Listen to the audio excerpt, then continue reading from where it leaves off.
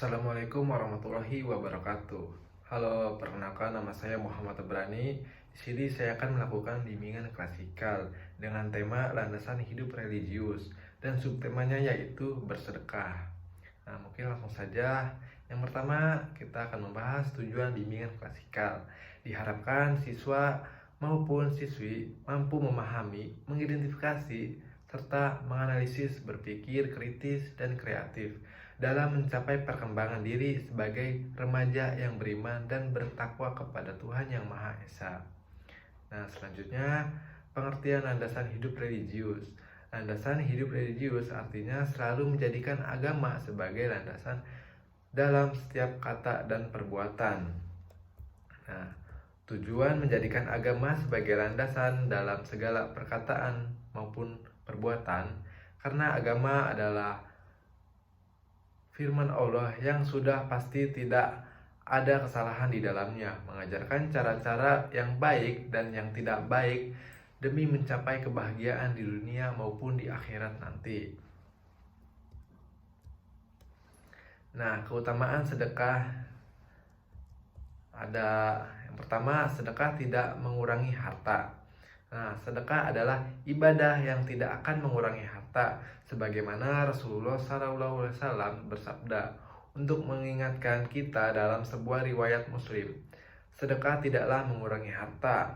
Mengapa sedekah tidak mengurangi harta? Karena meskipun secara tersurat harta terlihat berkurang, namun kekurangan tersebut akan ditutup dengan pahala di sisi Allah Subhanahu wa taala dan akan terus bertambah kelipatannya menjadi lebih banyak.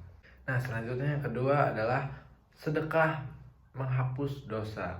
Sebagaimana makhluk Allah Subhanahu wa taala yang tak luput dari dosa, umat Islam senantiasa diberikan berbagai keistimewaan agar berkesempatan untuk bertaubat dan menghapus dosa-dosanya dengan cara yang diridhoi olehnya, salah satunya dengan sedekah.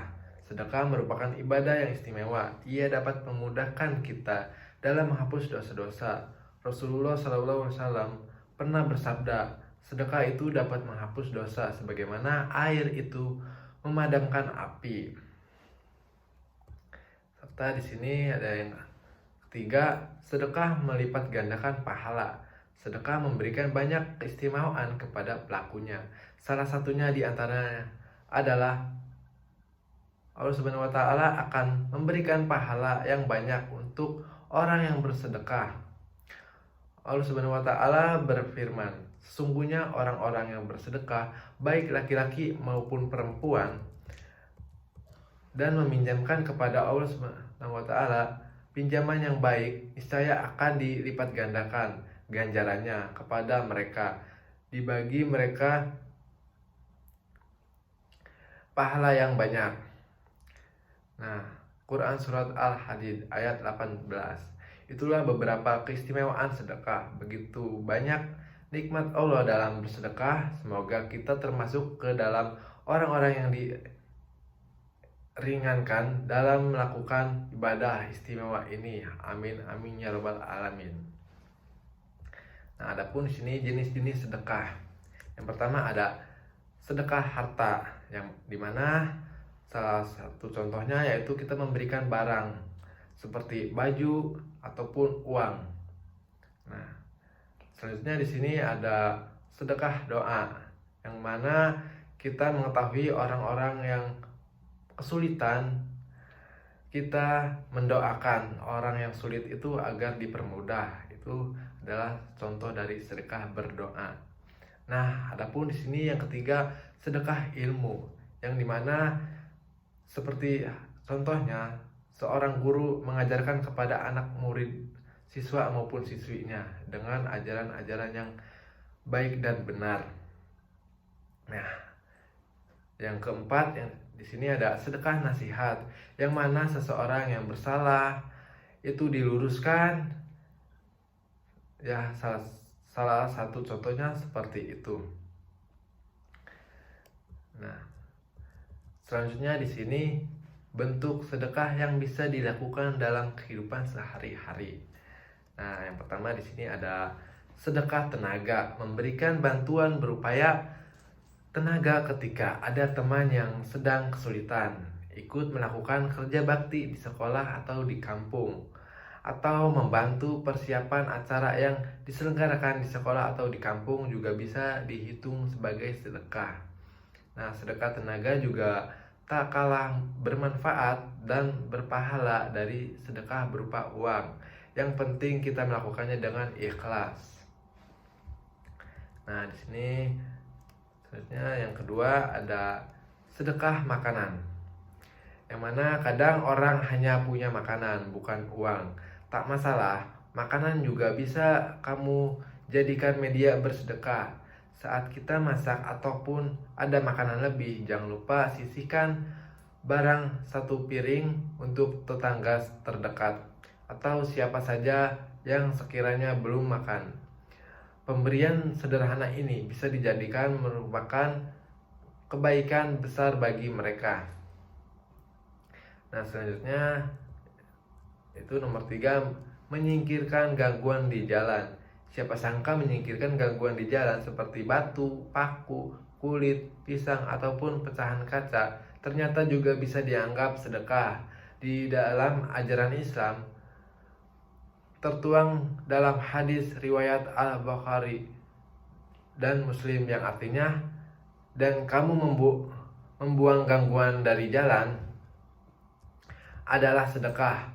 Menyingkirkan gangguan di jalan kelihatannya memang sepele, tapi bisa menyelamatkan nyawa orang lain. Bayangkan jika paku berkarat, beling, ataupun batu tetap dibiarkan di jalan, kemungkinan besar akan ada orang yang celaka nantinya atau oleh karenanya. Nah, yang keempat ada sedekah ilmu. Nah, di sini ilmu adalah jenis sedekah jariah yang pahalanya tak akan putus mengalir meski kita sudah meninggal. Untuk bersedekah ilmu, kita tak harus jadi guru ataupun pendidik dulu. Ilmu sekecil apapun yang kita miliki dan kita ajarkan kepada orang lain, meskipun itu pengetahuan seremeh cara membuat kue, akan mendapatkan kebaikan dan pahala yang tiada putusnya. Nah, jadi jangan pelit berbagi informasi atau pengetahuan apapun yang kita miliki kepada orang lain. Selama itu sifatnya positif, yakinlah bahwa sedekah itu ilmu takkan mengurangi kepintaran kita. Nah, bentuk-bentuk sedekah di atas sangat ringan, bukan? Asal kita ikhlas dan tidak berharap mendapat imbalan, pahala dan kebaikan senantiasa datang kepada kita. Nah, selanjutnya di sini ada manfaat sedekah yang perlu kita ketahui. Pertama ada meningkatkan rasa empati seseorang, yang mana bersedekah mendorong kita untuk memberikan sesuatu yang bermanfaat untuk orang lain. Dengan begitu tujuan kita tentu saja ingin meringankan beban orang yang membutuhkan, sehingga hal ini dapat memupuk rasa empati diri seseorang. Yang kedua, melancarkan rezeki kita.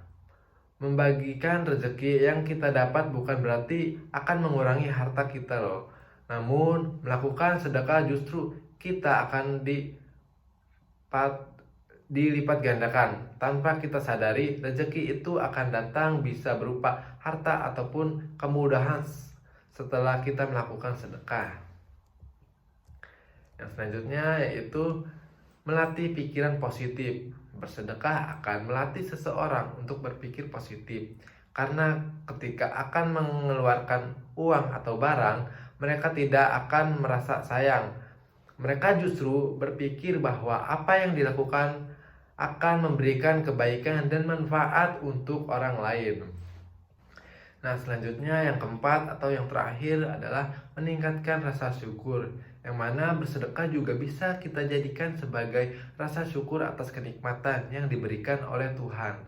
Sehingga bukan hanya materi dan bantuan, kita juga turut membagikan rasa bahagia kita bersama orang-orang yang membutuhkan. Nah, mungkin hanya itu saja yang dapat saya sampaikan. Kurang lebihnya mohon maaf. Wassalamualaikum warahmatullahi wabarakatuh.